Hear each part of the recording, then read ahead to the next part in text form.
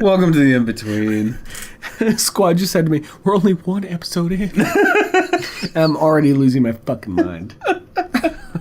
This character just takes you away, man. I love him, though. Oh, yeah. I love him so much. It's so entertaining. But that last one, that made perfect sense to me. It made perfect sense. It was because like you have this confused look on your face sometimes, and I'm like, catch up, motherfucker. This makes perfect sense. And then I realized, oh shit, I'm mentally ill. 70% of this is happening up here. My friends should take me to a therapist.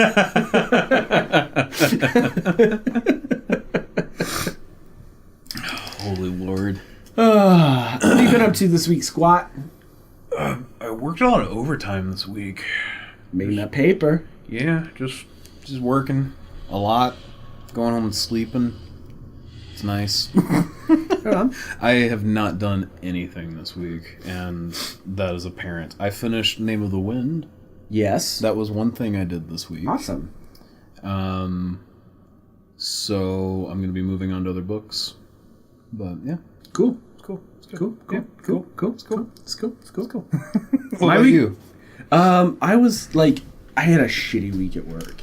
Ah. One of my supervisors was like really shitty and threatening to me, and it was bullshit.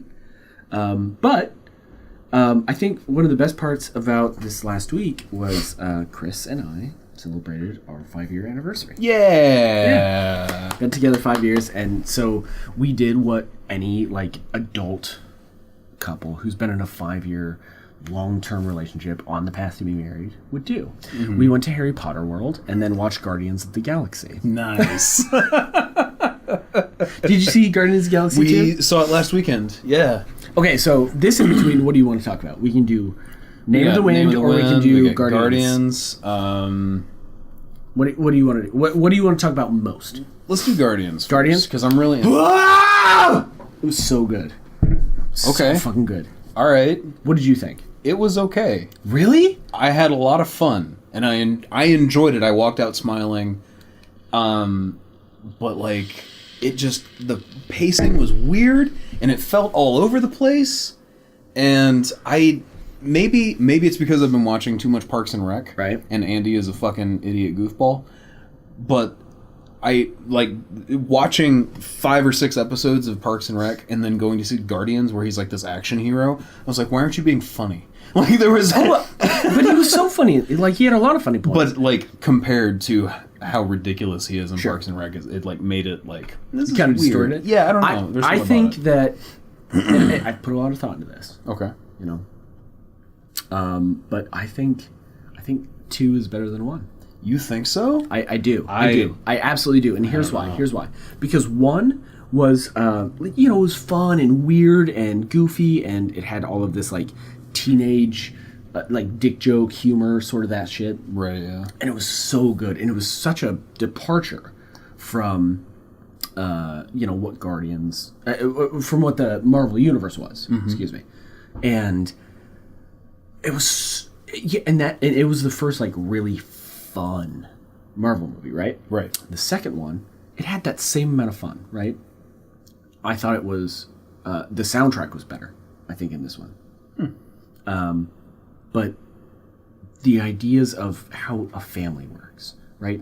And that's what a good sequel needs, right?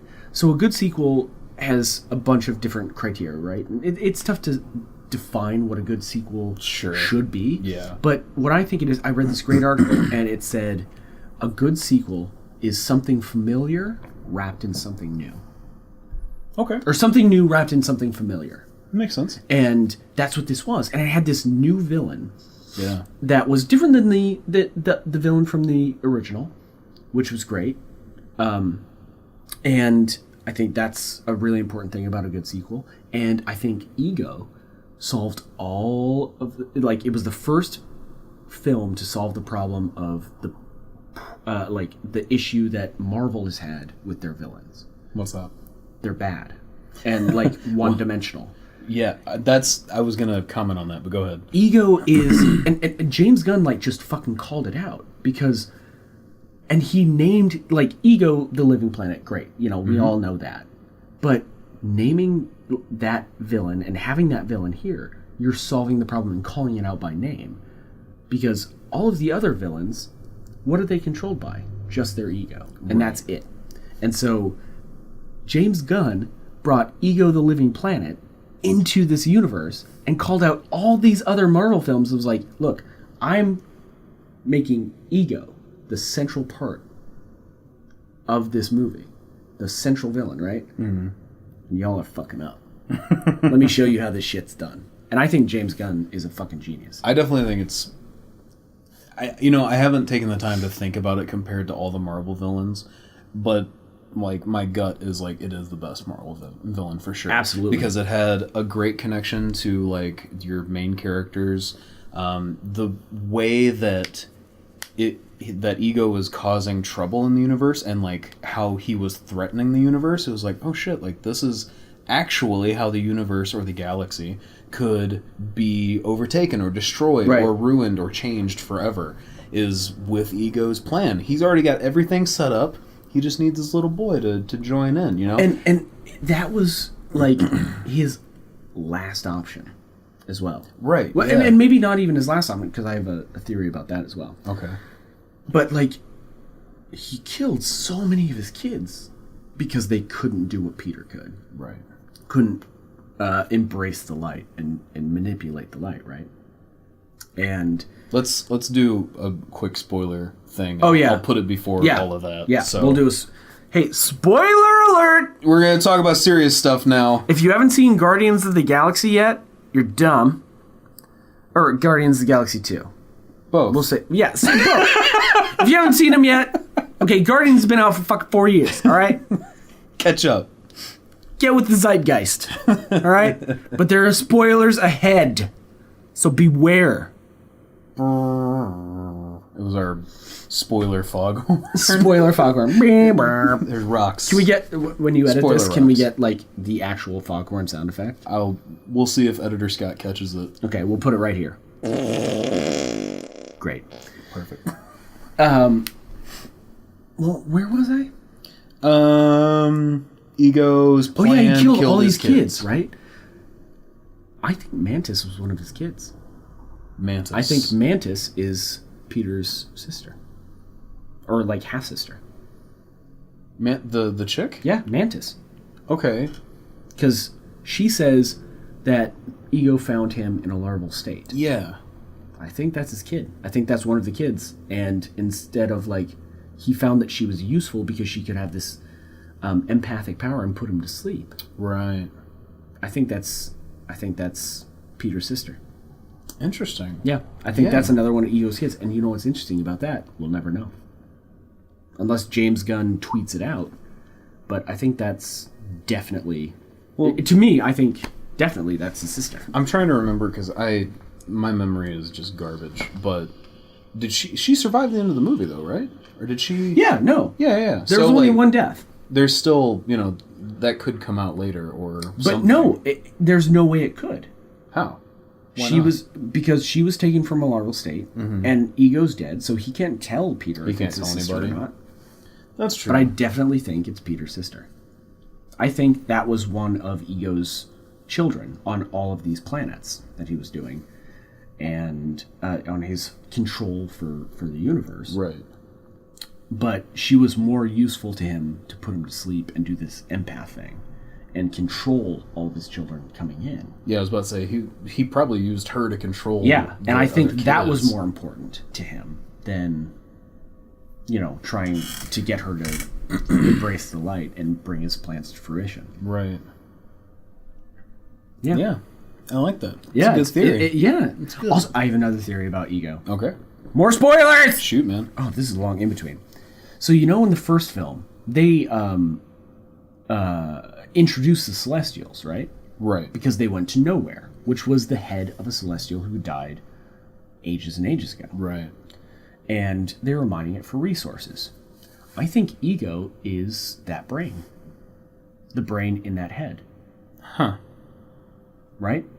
Because the Celestials are like huge, and we see in when the Collector is explaining the Infinity Stones to the Guardians, you see these giant Celestials, right? Right. So the Celestials are there, And I think Ego might be that brain from nowhere. And just because in Guardians 2, he was like, well, one day I just woke up and I had sentience. Right. And he doesn't remember where he came from. So, like, if he dies and then his brain wakes back up, because he's celestial, he can't die. Right. Yeah. Unless something is done to the brain. Like, interesting. I always compared the celestial head to, like, Galactus. Is Galactus considered a celestial in the Marvel universe? He's his own being. Okay. He's not no, he's not a celestial. He's like actual physical thing. He's fucking Galactus. Right. Like, he's the world eater. That's his game. Yeah. That's his shit. He's not a celestial, but he's just his own entity. And what a beautiful helmet. I really want a Galactus helmet. Upside down end table. Yeah. I think that was from Nick Offerman's thing that I heard that I watched the other day. I would love to have that helmet. I would love to have it. But you didn't like Guardians too much. No, I liked it. I enjoyed it. I just felt like it wasn't as strong as the first one. I felt like the first one had like a point and everything mattered to the story, and this one felt like a bunch of different scenes. It felt segmented. I gotta disagree, because I think this one was more important because the family. It was about family. You know, it's Peter and his father. It's Peter and Yondu. It's Gamora and Nebula. Mm-hmm. It's Groot. Okay? So, like, what I think was... And you got that feeling the first moments of this movie because all of them cared so much about Groot. Right. And he's a little baby now. He's cute. But this film takes place 2 months after the first one. And... it's still fresh in their mind that Groot saved all of them, right? Right. And said, we are Groot. And I think that is so important. And in their mind, they're like that's what family is to them, is Groot. I get that. We are Groot. And that's kind of like a shorthand for family. So Groot is the living embodiment of what family means.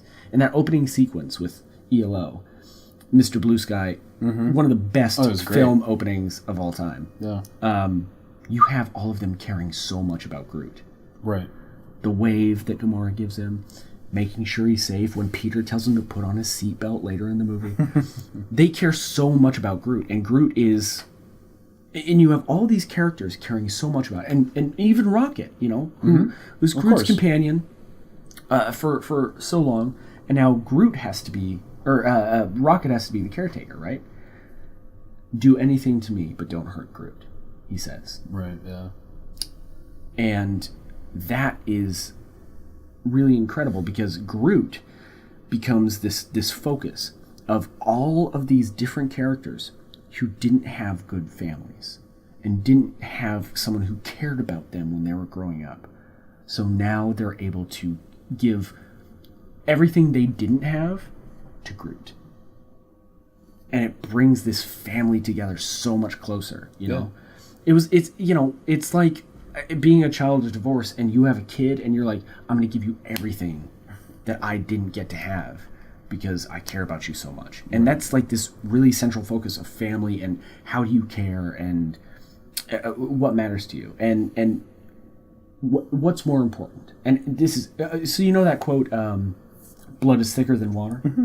That's actually an incomplete quote and very different. They say blood is thicker than water to say, hey, your family is better than anyone else. Right. But it's the blood of the blood, what is it? It's like the blood of the covenant is thicker than the water of the womb, which means you choose your family. And so you really see that at the end of the movie. This is a family, whether they like it or not. They chose their family. Mm-hmm. You know, Peter, when Yondu said, spoilers, I cried so much during this movie. I cried immediately. I cried when Yondu said, he might be your father, but he ain't your daddy. Yep. Oh, and I was like, Michael Rooker, you fucking genius!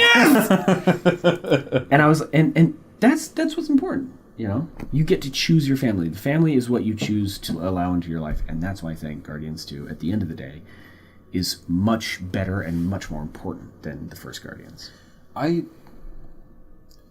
Okay, I see what you're saying, and I understand, like, the message, the theme, the ideas, all of that stuff is way stronger in the second movie. I'll give you that, for sure. I just feel like...